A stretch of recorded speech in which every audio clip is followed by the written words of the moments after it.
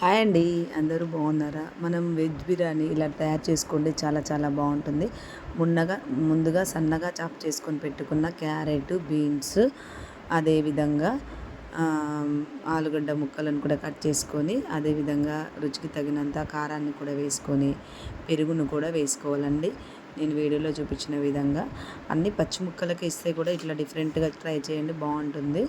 అదేవిధంగా కొద్దిగా ధనియా పౌడరు, అదేవిధంగా కొద్దిగా పసుపు వేసుకోవాలి. వేసుకొని అదేవిధంగా ఇలా గరం మసాలా కూడా వేసుకోవాలి. వేసుకొని నేను వీడియోలో చూపించిన విధంగా ఈ ముక్కలకు బాగా పట్టేలాగా మిక్స్ చేయాలండి. ఇది చాలా చాలా బాగుంటుందండి వెజ్ బిర్యానీ కూడా. అదేవిధంగా హోల్ గరం మసాలా, జాజికాయ, జాపత్రి, బిర్యానీ ఆకు అన్నీ మనము చికెన్కి అయితే ఎలా వేసుకుంటున్నామో అలా వేసేసుకొని బాగా ఇలా ముక్కలకు అన్నీ పట్టేలాగా కలుపుకొని మనం పక్కన పెట్టుకోవాలండి. ఇవి మ్యాగ్నేట్ అవ్వాల్సిన అవసరం లేదండి. ఒక 10 మినిట్స్ ఇలా పక్కకు పెట్టేసుకుంటే సరిపోతుంది.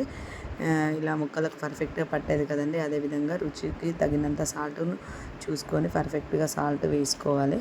వేసుకున్న తర్వాత అదేవిధంగా సన్నగా చాప్ చేసుకొని పెట్టుకున్న పుదీనా, కొత్తిమీరను కూడా నేను వీడియోలో చూపించిన విధంగా వేసుకొని మరొకసారి ఇలా మిక్స్ చేసుకొని పక్కన పెట్టుకోవాలి. ఆనియన్స్ని కూడా డీప్ ఫ్రై చేసి పక్కన పెట్టుకోవాలి.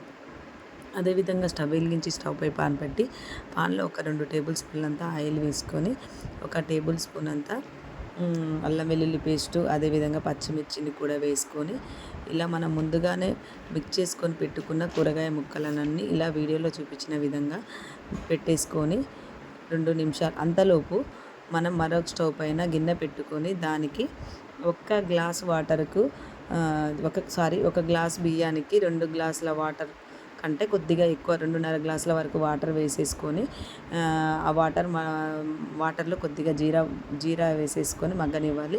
అంతలోపు మనం ఇక్కడ మనం పెట్టాం కదండి, అది కుక్ అవుతున్న దాంట్లో ముందుగా గ్రీన్ బఠానీ కూడా వేసుకోవాలి. అదేవిధంగా కొద్దిగా మళ్ళీ అల్లం వెల్లుల్లి పేస్టు, అదేవిధంగా ఫ్రైడ్ ఆనియన్స్ని కూడా వేసుకోవాలి. వేసుకున్న తర్వాత ఇలా జీరా వాటరు మగ్గుతున్నగానే దాంట్లో రైస్ వేసి 80% కుక్ అయిన తర్వాత ఈ రైస్ పైన ఇలా నేను వీడియోలో చూపించిన విధంగా ఇలా వేసుకోవాలండి. ఆల్మోస్ట్ ఆల్ ఈ కూరగాయ ముక్కలు అనేవి ఆల్మోస్ట్ ఆల్ కుక్ అయిపోతుంది. ఈ 80% కుక్ అయిన రైసు ఈ దమ్లోనే కుక్ అయిపోతుంది. అదేవిధంగా దానిపైన కొద్దిగా ఫ్రైడ్ ఆనియన్స్, అదేవిధంగా కొద్దిగా నెయ్యి వేసుకొని మనం చికెన్ బిర్యానీకి గాక బిర్యానీకి వేసుకున్నట్టు వేసుకొని వాటర్ వేసేసుకొని ఒక 10 మినిట్స్ వరకు కుక్ చేసుకోవాలి. అదేవిధంగా దానిపైన మనం కొంచెం పసుపు వాటర్ కూడా వేసుకోవాలండి. ఇది ఫుడ్ కలర్ కూడా వేసుకోవచ్చు. ఇది హెల్త్కి మంచిది కాదు కాబట్టి ఇలా వేసుకొని 10 మినిట్స్ మీడియం ఫ్లేమ్లో కుక్ చేసుకుంటే అంతే, ఎంతో టేస్టీ అయిన వెజ్ బిర్యానీ రెడీ.